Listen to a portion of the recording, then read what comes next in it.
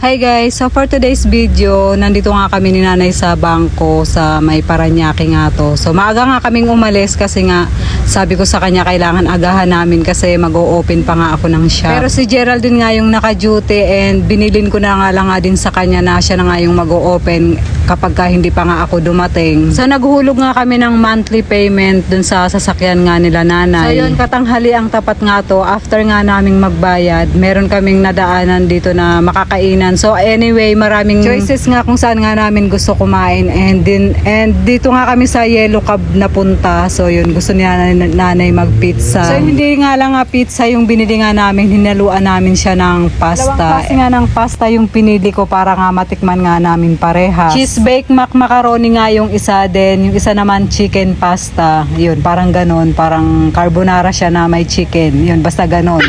Then meron na nga siyang kasamang chicken wings. Actually naka-combo nga tong in-order nga namin kasi ito yung ino-offer nung cashier. So yun na nga yung in-order ko kasi nga mas nakasave nga kami doon. Nag-add-ons na nga lang kami ng isang pasta tsaka dalawang drinks. Ito nga si Mother Earth, sobrang hilig talaga nitong kumain. Kahit nga sobrang mahal pa nga yan, basta makakain siya at masunod nga niya yung cravings niya. At masatisfied nga siya sa pagkain niya. So yun, happy na yang buong maghapon nga niya. Nakakatuwa din kasi nga sa edad nga niya, wala pang pinagbabawal siyang kainin. Yun, nakakain niya pa talaga yung mga gusto niya kasi nga wala naman siyang nararamdaman sa katawan. Mahalaga din kasi sinanay talaga sa katawan niya. May hilig din yan magiinom ng mga herbal. Yung mga herbal nga na napapanood nga niya sa social media para nga ma-avoid yung mga ganitong sakit, mga ganyan. So yan, tinatry talaga niya yan. Effective din naman kasi nga dati may nararamdaman na rin nga siya sa kidney. So yun lang ang mga iniinom niya, nag-herbal lang siya din. Yun, nawala na nga yung nararamdaman nga niya na yun. So yun, nasa Japan pa nga ako nagtatrabaho nung mga time na yun, nung nararamdaman pa nga niya yun. Eat all you can nga si nanay pagdating nga sa labas, kahit ano na masasarap,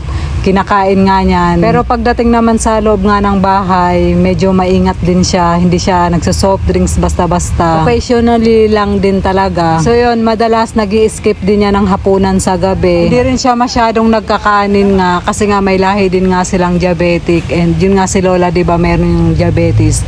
Then yung kapatid nga niya na pangalawa, si Tito Orly nga, namana na nga niya yung sakit kay Lola. Kaya maintenance na rin siya para nga sa diabetic. So yun din talaga yung iniingatan nga ni nanay, kaya hindi rin talaga siya masyadong palakain nga ng kanin. Anyway guys, nagustuhan nga namin ni nanay dito yung baked mac nila. Sobrang sarap. Parang sinabawan nga siya ng cheese whiz sa sobrang lasa talaga. Ito nga yung nagustuhan nga namin kaysa dun sa chicken pasta.